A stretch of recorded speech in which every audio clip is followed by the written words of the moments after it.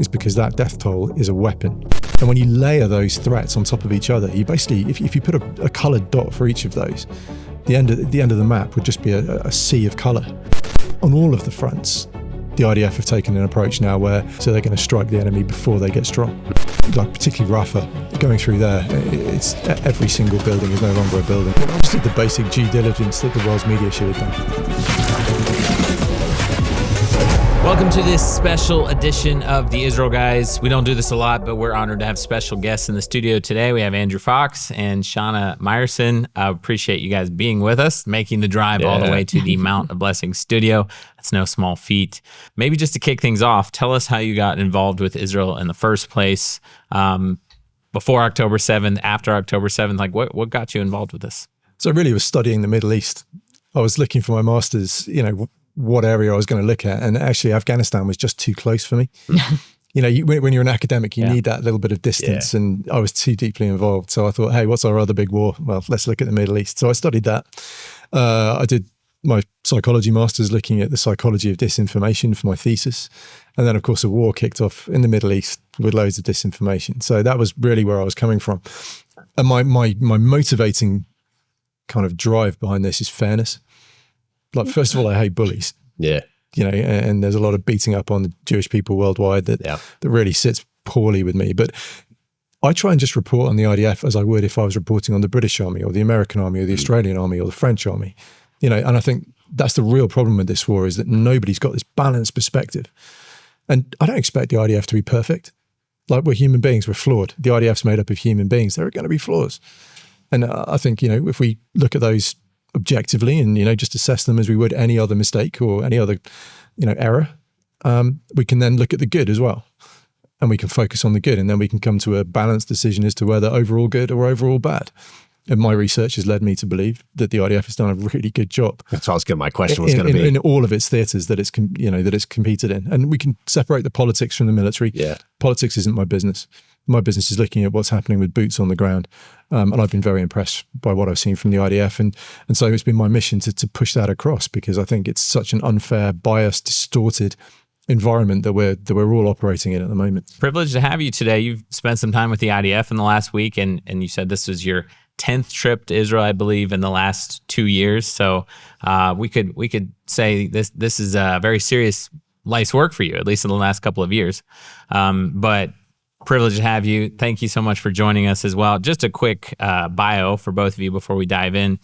Andrew Fox is a frontline conflict researcher. I also heard you called a disinformation expert, and I really liked that. I like that term. Well said. We need some of those, especially in the conflicts that we've seen in the past couple of years. 16 years in the British Army, reaching the rank of major. 3 tours in Afghanistan, including one with the U.S. Army Special Forces, as well as tours in Bosnia, Northern Ireland, and the Middle East.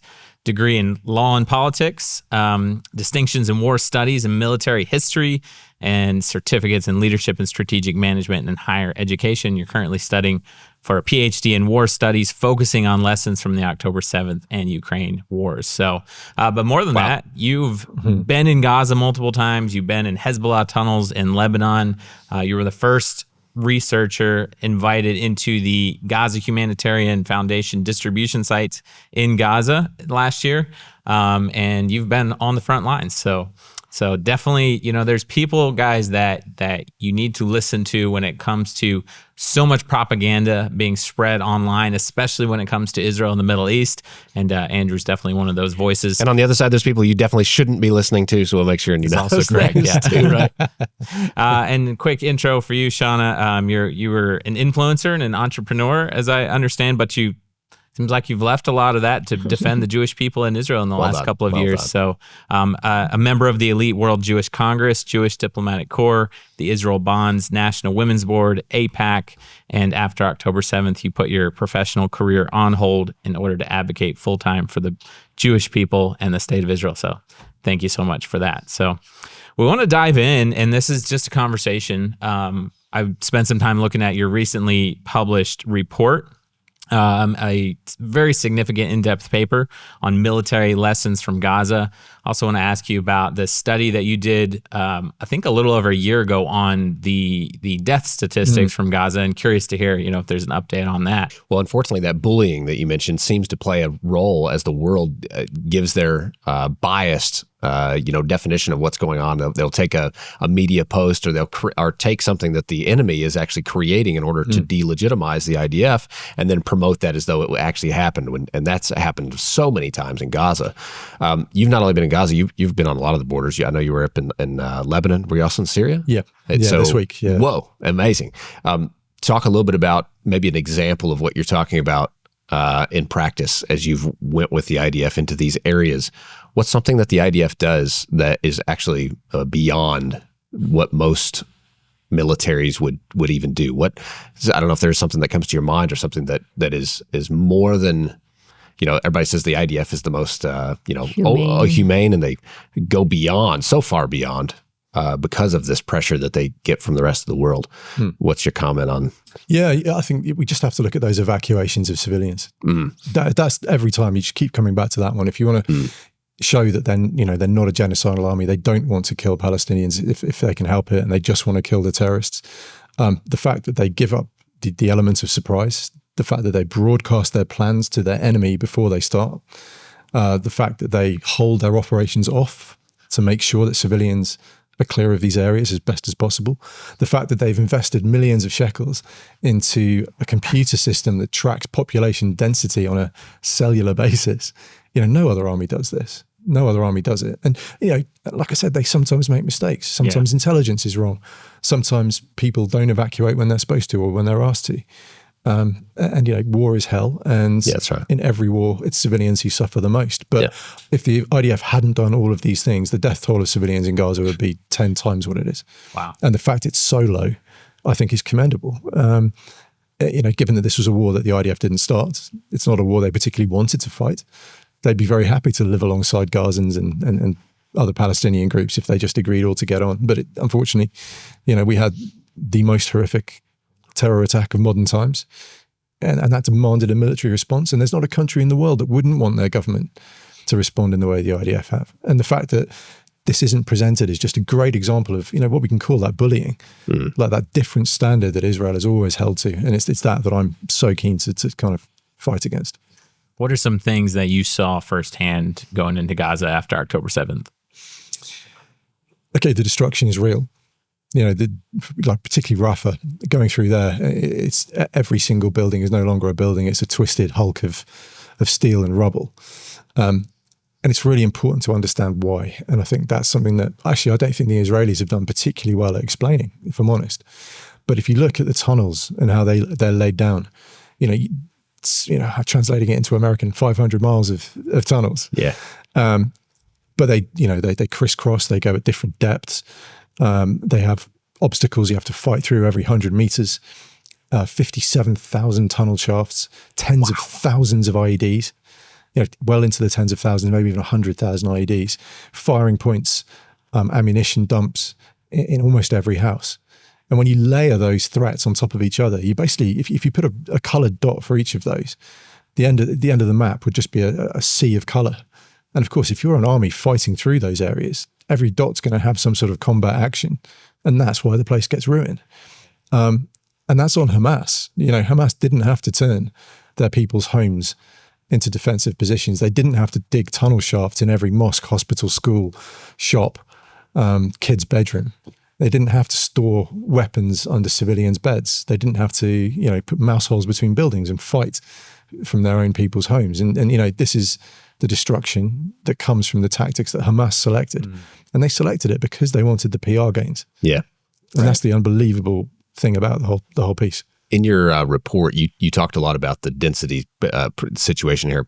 Has there been any other war in the world fought under these circumstances? You talk, what you just said was mind blowing to me about the density. What would you say more to that? No, I don't think there is. I think this is an unprecedented combat arena. The tunnels alone would make this unique. Yeah. Never mind the sort of murderous Hamas human sacrifice strategy. You know, even when the IDF have given evacuation orders, Hamas have threatened people to tell them not to evacuate because they want those civilians that's right. to be statistics they can then wave around the world to beat Israel. This is an unprecedented battle arena. It really is. There's nothing like it.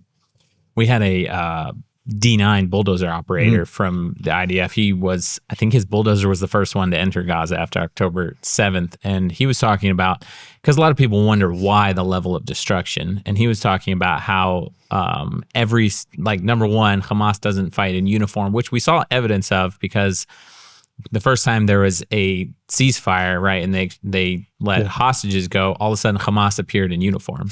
And that was like the first time anybody, even the world, saw them in uniform, right?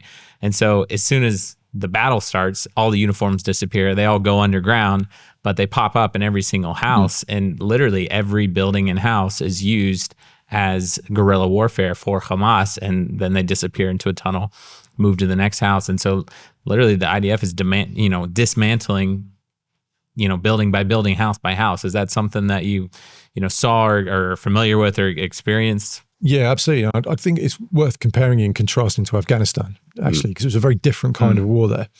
And if we found an improvised explosive device, a booby trap or whatever, we'd normally go firm. We'd call out for explosive ordnance disposal. We'd wait. The helicopter would fly out, the ammunition technical officer. They'd go out there, do their really patient, careful work to, defuse the bomb. The old Hollywood movie, red wire, blue wire, that kind of thing. Then you'd move on only once that had been done. Now, if you tried that in Gaza, you'd never get anywhere. Nearly 100,000 of these things, almost every building. Every tunnel hatch, you can expect an IED. There's only one way, if you're going to maneuver in that environment, there's only one way to deal with that, and that's to detonate. And so the IDF have a variety of different ways they do that. But of course, when something goes bang, the building gets damaged. Even if the building isn't leveled, it's now a really unsafe structure. Right. So they've been bulldozing the damaged structures as well. And it's just the nature of the environment they're operating in. And it's, nobody wants it. The IDF don't want it. This is Hamas's decision to fight in this way. Right. And that's that. Yeah. Before we move too much farther, Sean, I want to hear from you a little bit. You obviously have been, sounds like a defender of the Jewish people for a long time, but what changed for you after October 7th? And also, how'd you get involved with Andrew here? Yeah. Well, I have to start by saying nothing changed for me after October 7th. I mean, the world changed after October 7th. Mm-hmm. I've been fighting this war for decades. And it was really about 2014 was the first time that I got pushback that because for being a Zionist, I'm like, what? Like, what's going on here?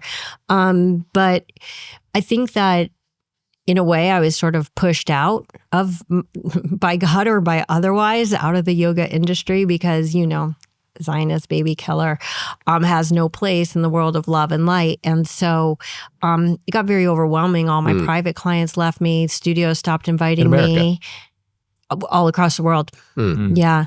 I'm a private instructor, so I teach at studios all over the world in privates on Zoom or in Los Angeles. And so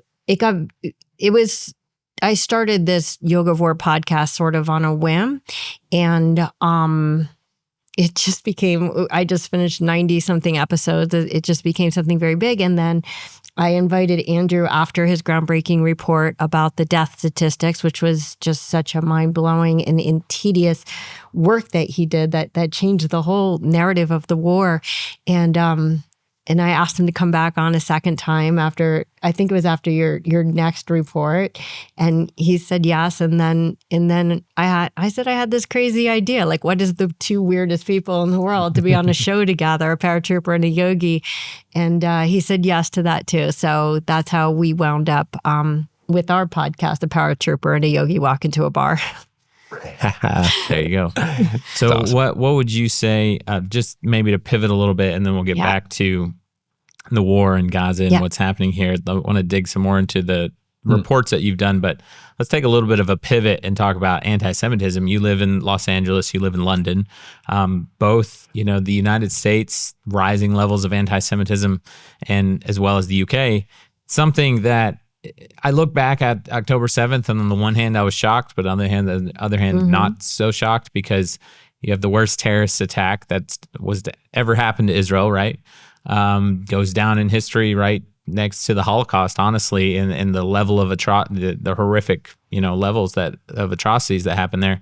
And literally, it was maybe days at best that Israel had the world's sympathy. And then since then, we've just seen the rise of, I don't like to call it anti-Semitism because I think that is too vague and fancy of a name. I think it should just be called Jew hatred. And we've seen those levels just climbing.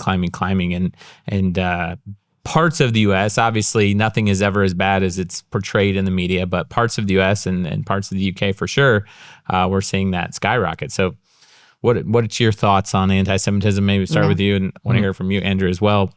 What's going on in the U.S. right now? Well, intersectionality is everything, right? And so if you want to talk about like the intersection that I live in, which is Brentwood, West LA, like the most liberal basket other than San Francisco, the yoga community, that even the Jewish community, but like I'm just surrounded by just far left people who it's, I would say that the biggest problem that we have, honestly, is in education. Yeah. I actually also have a program for kids. I work with kids, and I have kids who have refused to work with me, kids who I raised since they were young children. Mostly I work with special needs, and who have learned in school that Israel is such a bad thing that they tell their parents, and then their woke parents cancel classes. So our real problem, I think, in America is that we now have two generations of children who have been indoctrinated to hate Israel. But the problem is that there's an inextricable link, obviously, between Israel and Jews. And so I find that I've lost almost all my friends in Los Angeles. First of all, I was telling you about one of my best friends of life that is just gone. And I find that right now I could only find solace within the Jewish community. That's so wild.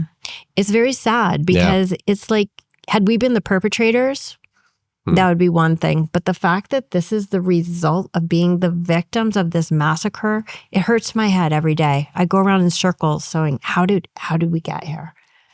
I look at that and I see, because you're talking about exactly the education system in America. And I just literally today, we uncovered that we saw the reports that came out that said that Qatar just put $6.6 billion into the American education system over the years. I don't know how long that's been, but that's a lot of money into the education system. And now we're coming to the point where we're receiving the benefits of that. Unfortunate, terrible, Jew-hating benefit of education from the Islamic world that's now being put on America.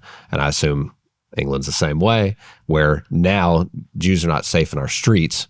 At least you're not safe from verbal abuse anyway. That's going to be, and you've already felt that. You've already got clients dropping off like crazy because of your just being Jewish. It doesn't matter what if you were there's plenty of Jewish liberal folks there. I'm sure they're being treated the same way. It doesn't matter if you're liberal or not. You're Jewish, right? Is that right? I have a home studio, and when you walk into my house, I have a loft, and there's a full-size Jewish Israeli flag hanging off of it. So as soon as you walk in, you're front and center. But I honestly have almost a 0% retention rate. Since I used to be one of the top teachers, I have almost a 0% retention rate since 2020. 7th? Yep. They walk in, you could see it. They walk in and they're like, oh, okay. The flag is just there. That's hard. So, but it's okay. I'm not going to hide it. I'm not going to be scared, and I'm not going to let them decide who I'm going to be or what I stand for. Can you imagine being where you are right now without a nation of Israel? No. That's to me the most highlighted thank God moment is when the Jewish people all around the world were feeling this craziness. There's a state of Israel. Like as a Jewish person, I would want to get that really does something to you. Yeah. I'm sure it does. I have to say, okay, so going back to your question about what changed on October 7th, I'm going to take it back to what you're saying. Yeah. So what changed was I grew up in a very Zionistic household. So this has always been like, I always say my blood course is red, white, and blue, double down on the white and blue. Yeah. So I always knew Israel was important, but it wasn't before October 7th that I understood why Israel was not important, but imperative to the existence of the Jewish people. That's right. Well said. That's amazing. What do you think about the UK? And I mean, anti-Semitism in general too, but what in the world is happening? Yeah, well, I mean, look, Shana's the lived experience, if we want to use that term.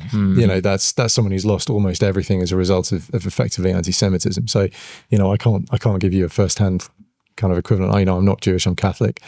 But let's just dial it back. Like, this is not new. This is a 3,000 year old problem. That's right. But what I think 7th of October has done, and we spoke about the disinformation, what the sort of the slander, the libel of the state of Israel has done is essentially given permission for an ancient hatred to come out of hiding. And now you can be anti-Semitic, you can show your Jew hatred, and it's socially acceptable. Yeah.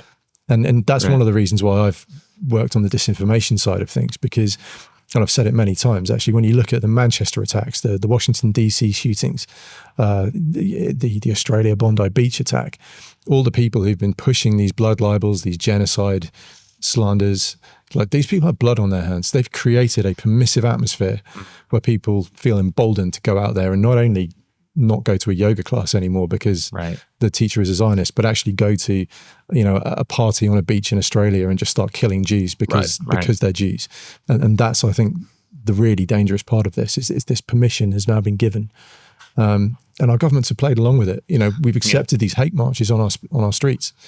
And they're not overtly Hamas in the UK, certainly, because you're legally not allowed to support Hamas. It's against the Terrorism Act. You'd be arrested. Yeah. But it's in support of Hamas's war aims. This is what Hamas wanted when they pushed all this slander and disinformation, when it was amplified by their allies in the media. Yeah. They wanted to put pressure on Israel through the governments by generating this street pressure.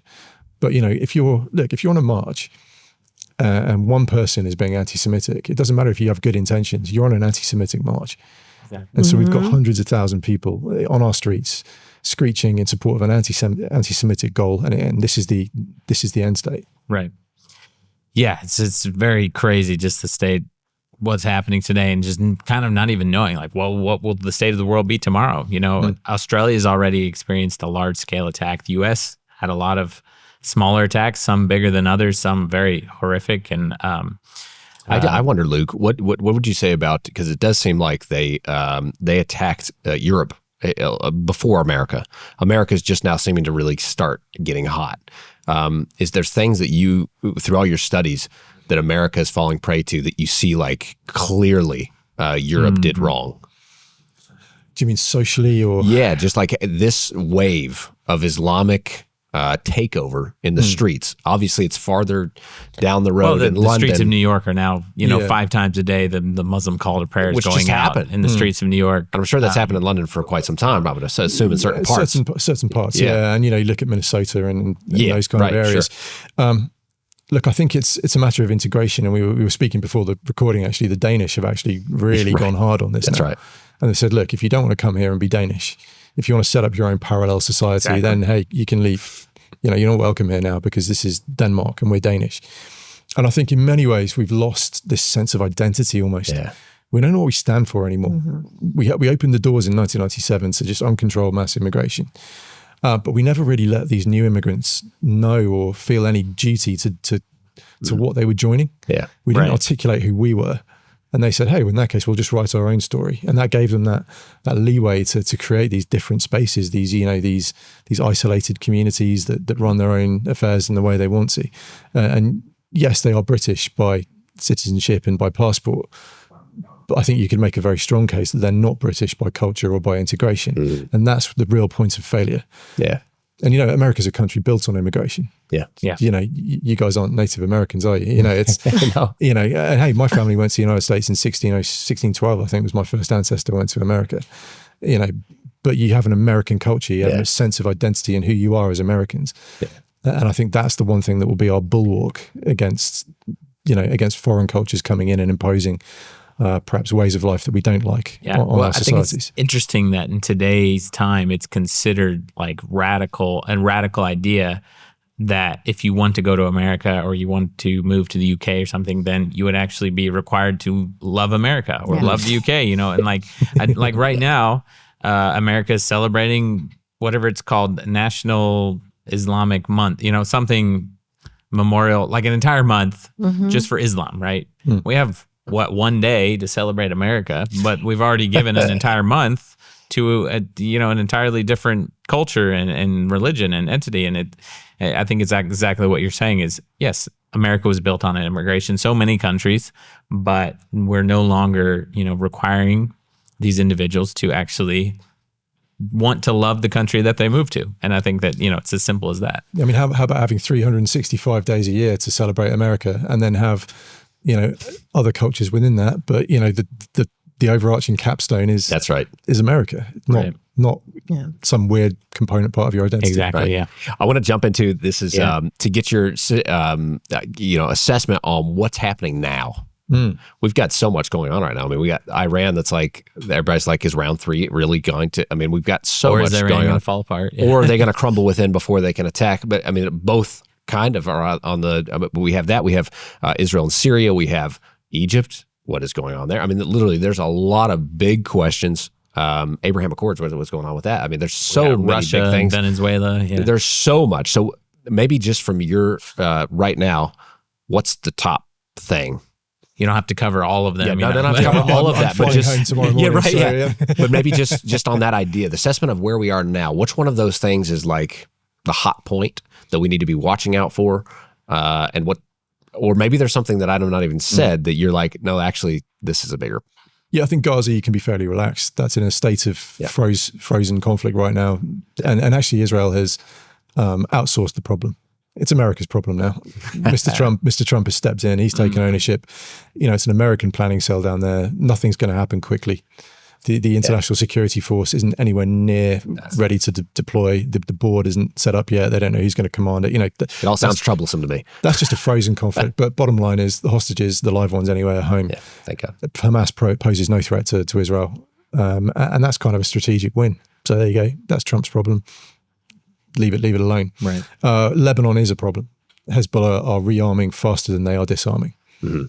And I suspect we're going to see an uptick in Israeli activity because the Lebanese armed forces are doing an okay job and actually a better job than I think the IDF expected them to do. But they're not perfect, and they are still our targets. They have to hand over to the IDF to deal with, and I suspect you're going to see that continued airstrike piece.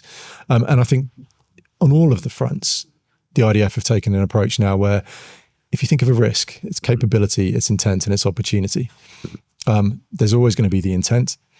And so what they're going to do is make sure there's never the opportunity and never the capability. So they're going to strike the enemy before they get strong. Mm-hmm. And that's what they've been doing in the West Bank since 7th of October. But Judea and Samaria, that's what they've been doing. Yeah. Making sure that these people with malign intent don't have the ability to act on it in any meaningful way. Mm-hmm. Syria is the same. That's a buffer zone. And that will hold off, I think, until...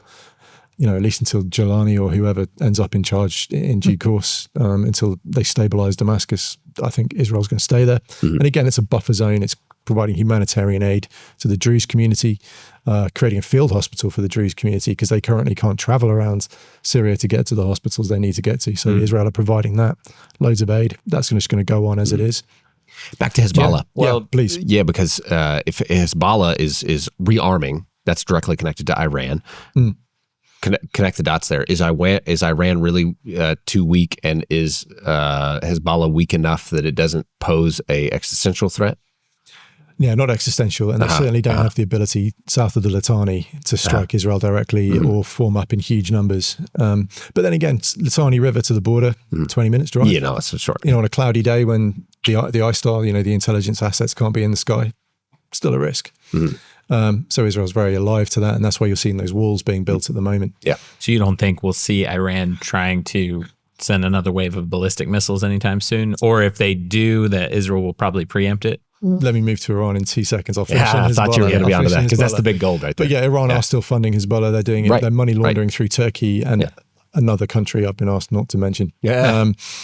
I assume there's probably more than one if we... So yeah, there are countries you can imagine where they are laundering money through. They do have their own ability to make rockets as well, so they can domestically make this stuff, so they don't need to import the arms. There's still some arms coming in through Syria, but nowhere near what they used to be. So they've got intent. It's about stopping them having the capability and making sure they never get the opportunity. So that's Hezbollah. And then that's kind of Lebanon's problem to fix after that. Iran is a really interesting one because their ballistic missile stores are about where they were before Operation Rising Lion. They've pretty much replaced them. It's wild. It's just also, wild. Fordo is still in operation. It's very limited, but I've had that from a very solid source this week. So that's concerning. It is concerning. And I think what Israel wants to be careful of is what you can call an accidental escalation. Yeah. You don't want the regime to fall and then think, hell, let's just do it. Let's just launch everything at Israel. If we're going down, let's take them down as best we can. That would be my concern. And I think the IDF are alive to that. Mm-hmm. So they'll be keeping a very close eye on those rockets and, monitoring the situation very carefully, obviously with American assistance. Mm-hmm. If protesters do start getting murdered in the streets and Mr. Trump follows through, on his threats and his promises to step in. Yeah. What does that look like? Where does Israel's role step into that? Is it going to be a US only thing? Is it going to be Israel getting involved, in which case Iran might then escalate back? So there's all kinds of variables here. And it's just one, I think, to monitor very closely. The protests aren't yet at the level they were on the previous protests. So I don't think the regime's about to fall like today. But it's just a situation, that needs managing, it needs watching. And I guarantee you the IDF has contingency plans for all of these things. You said managing. That's an interesting word. And I think the rest of the world is wondering about this as well. Obviously, America and Israel have interest in this regime change. Is that what you mean by managing? Potentially. Yeah. Potentially manage it. Potentially give them an out. Yeah. I think it would sit unpleasantly if we said, okay, Ayatollah, we'll take you to Russia. We'll give you there you go. Airspace is open. Yeah. You just go, big guy, enjoy your dacha. Do a little Venezuela move there. Go and say hi to Assad for us. Yeah. But that would be managing it rather than perhaps a violent overthrow, which might lead to someone even worse taking over. Yeah. Because the big question on regime change is always what next? Yeah. And how do you guarantee that it's better than the status quo? And that's the really tricky thing. Much, much easier said than done. Yeah. Wow. Are you familiar with what's happening on the Jordanian border at all? I saw a video this morning of the IDF blowing up the minefields along the border in preparation for this massive security barrier that they're going to start building. What's the threat on that side of Israel? So really, it's smuggling on that side. It's weapons being bussed into the communities that are probably near us right now. Because actually, another AK-47 doesn't make a difference. What makes a real difference is serious military grade stuff that goes bang. And drones these days. Yeah. You can heavy lift stuff with drones now. Look, the Ukrainians are doing it all the time with logistics on the front line. And it doesn't take even the biggest drone in the world to get some serious weaponry over that border. And of course, it's a huge border as well. Yeah. It's really long. And that's really hard for the IDF to monitor. So they are creating, contingency plans, new reserve battalions that can be on station in 20 minutes rather than 24 hours. And it's about just protecting that eastern border of Israel.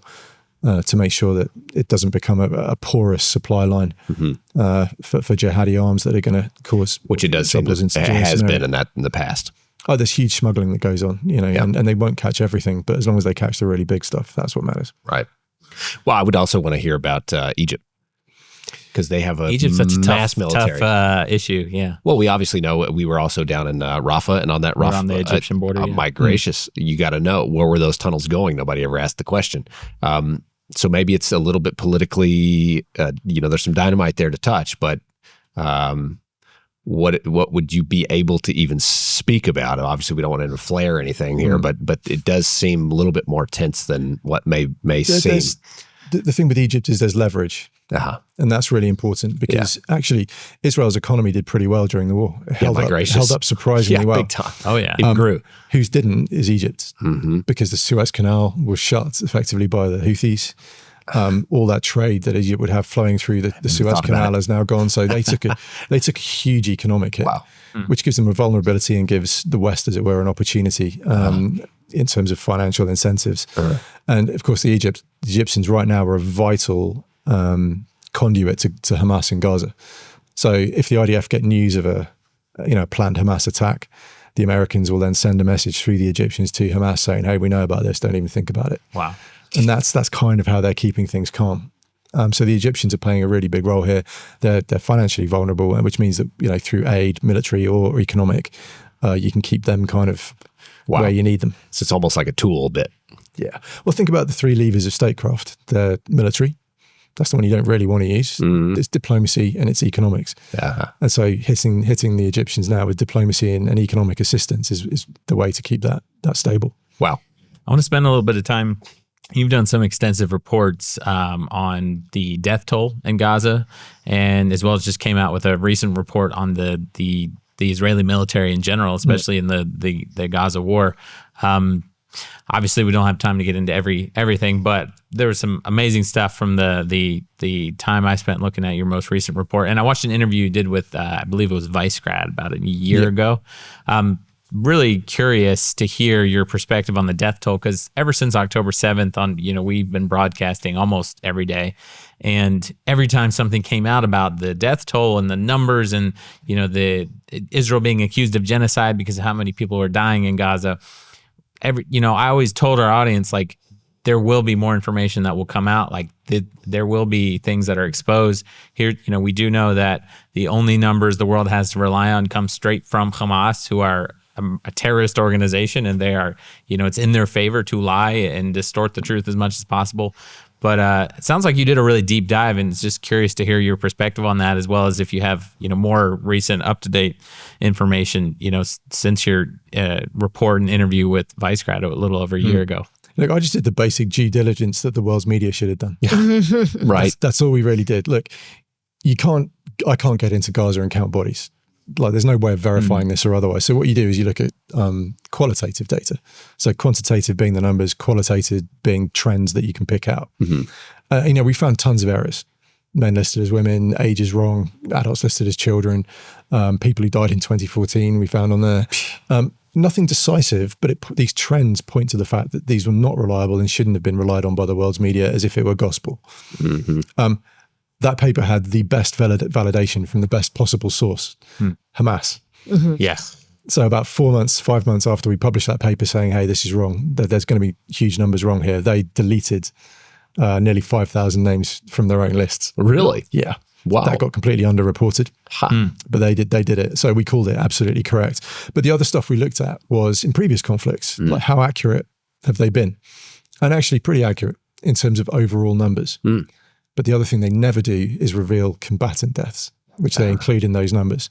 They don't reveal mechanism of death. So we don't know if this is just someone who died because they had a heart attack in the street, or whether it's because a bit of masonry fell on them or a bomb would kill them. We just don't know. It doesn't include people that Hamas themselves have killed. And we know they've killed their own people because they put the videos on the internet of them doing it. Yeah. It doesn't include people killed by Hamas rockets. One in every Misfire. One in every 4 or 5 drop short into Gaza on their own people. It doesn't include those. Yeah. And we also looked at the IDF and how accurate they've been with their estimates of combatant deaths in previous conflicts, and actually very accurate. Occasionally a little bit high, but not statistically significant. So when they tell us 25,000 deaths, we can probably believe them because they've been accurate before. And they've got no incentive to lie, because if they get caught out, then they get crucified for this. Yeah. So 25,000 deaths straight away on that 75,000 total. Then the natural deaths, then people killed by Hamas. And even if we look at the demographics, it's 52% adult male killed, 52%. So all this 70% women and children stuff, absolute nonsense. It's 52% adult men.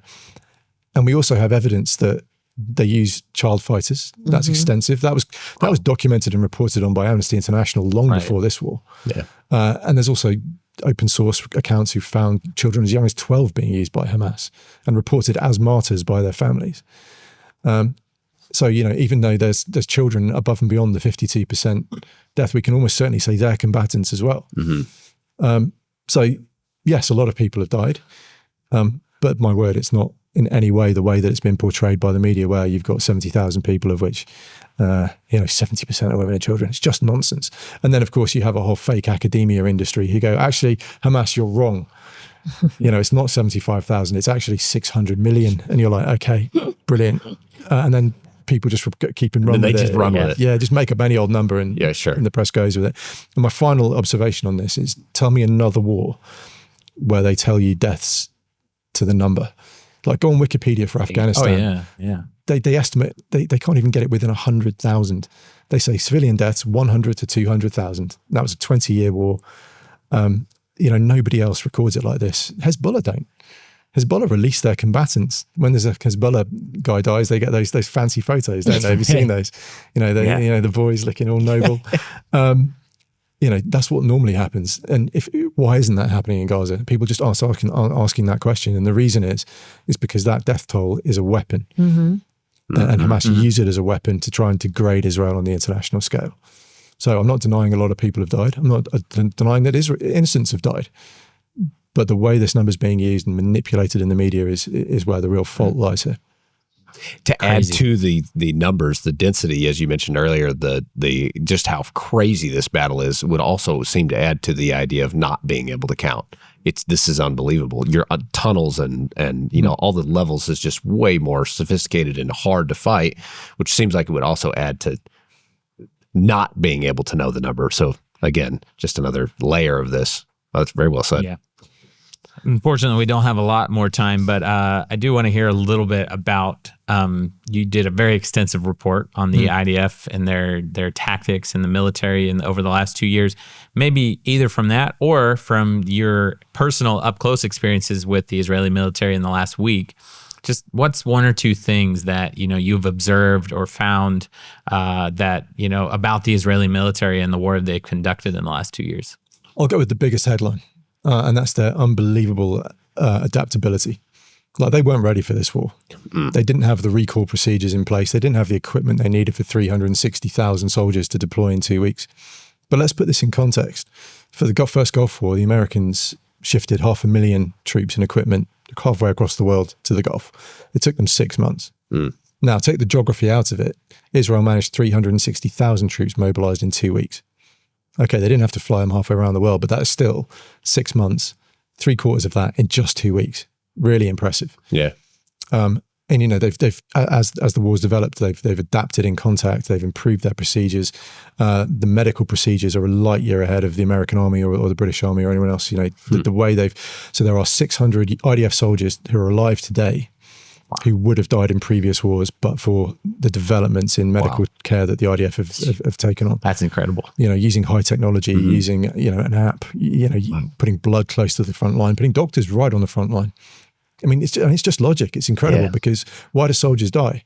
From hemorrhage. Yeah. So let's get the blood on the front. Where do they die? On the battlefield. They don't die in hospitals. So let's get the doctors to the front. Wow. This is really life-saving stuff. Is it true? I think I read this in your report. Is it true that the IDF has been putting legal advisors on the front lines to do real-time assessments, as, during battle and in situations? Yeah, they do, right down to battalion level. And the big difference is actually, they're also legally enforceable. So if the IDF lawyer says, no, you can't, that's a legal order. Okay, whereas ours, it's just advisors. And don't get me wrong, a British or American brigade or divisional commander is very unlikely to say, no, lawyer, I'm not listening to your advice. That's probably not going to happen. But, this is a legally enforceable thing. Wow. And, I've looked at their targeting procedures. It's just exactly the same as ours. Intelligence driven, looking at the target, looking at collateral damage, making a legal assessment, choosing the munition. And only then, once you're happy, do they get the go ahead. And they've cancelled nearly half planned airstrikes in Gaza since the start of the war because it hasn't met one of the criteria. They just do things like we do, but they are so conscious. And there's the IDF legal procedures book. I don't know if you've ever seen it. It's literally that thick. I've got it on my bedside table. I haven't quite made it through the whole thing yet, but they do pay real attention to this. No, I've never seen anything like that for either of our armies, either yours or mine. They take this stuff really seriously, and I think it's tied to the Jewish sanctity of life, quite frankly. Yeah. And that's one of the reasons why I think that the blood libel is so vicious, is because it attacks almost a core belief of these Jewish and other soldiers. That's right. Well said. That's crazy. Well, unfortunately, I think we could talk about this for a couple of hours, but it sounds like you have a flight to catch. And Shana, just to hear from you one last time as well, you've been to Israel, you said, I believe, I've been here. I come about 3 times a year. I've been here about 30-something times. That's great. Your thoughts in the last 2 years, what you've experienced in Israel. You're obviously experiencing a lot of anti-Semitism in America. Yeah. The most important thing that I think is just sitting here with the 3 of you. It's like, I think that what makes me both happy and sad is how as Jews, we're so appreciative of our allies who are not Jewish, but at the same time, we shouldn't have to be. I mean, the whole entire world put a black square on their Instagram for Black Lives Matters. Nobody said, but why? You're not black. But how many times have you been asked, but why? You're not Jewish? 100 times a day. And it's like, it's this sad double standard that just is just so completely overwhelming that we are so grateful to have our non-Jewish allies. That there's no way to put that into words.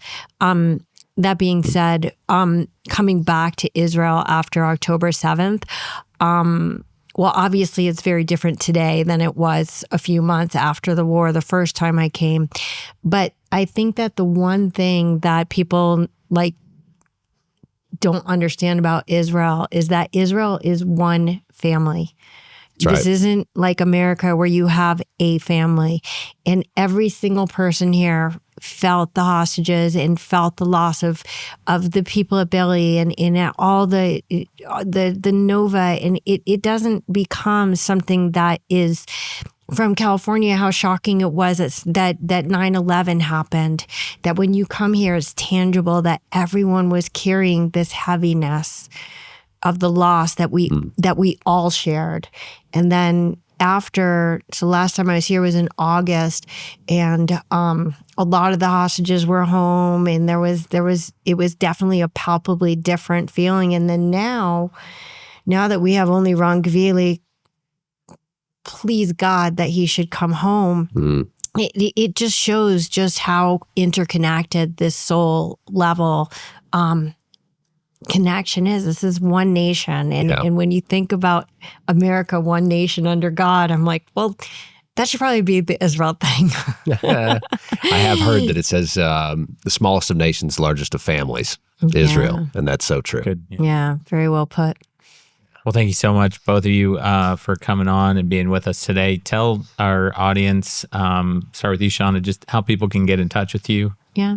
Thank you. So I have 2 podcasts. I have the Yoga of War that has unbelievable and amazing guests such as Andrew Fox. And it just explores the morality of war, and particularly, only having to do with the war in Gaza, or whatever, the 8-front war, and also the so-called morality of yoga, and that people have to understand that, as you were saying today, war is a feature of humanity. It's not a glitch, and it's unfortunate, but it is. And then, of course, you could always find me at the A Paratrooper and a Yogi Walk Into a Bar podcast, which is the podcast that we do every week, which is just casual conversations about Israel and anti-Semitism. Very cool. Andrew, what's one thing you're working on right now, and how can people follow you? So I'm actually writing a book about the seven front war, so telling the story from 7th of October to the ceasefire in Gaza. So that's my current big project. And you can find me on X. It's Mr. Andrew Fox, or I'm mrandrewfox.substack.com, which is where you get my slightly more in-depth writing and research. Very cool. Thank you guys so much for being on. Yeah, thanks for coming on. Thank you so much.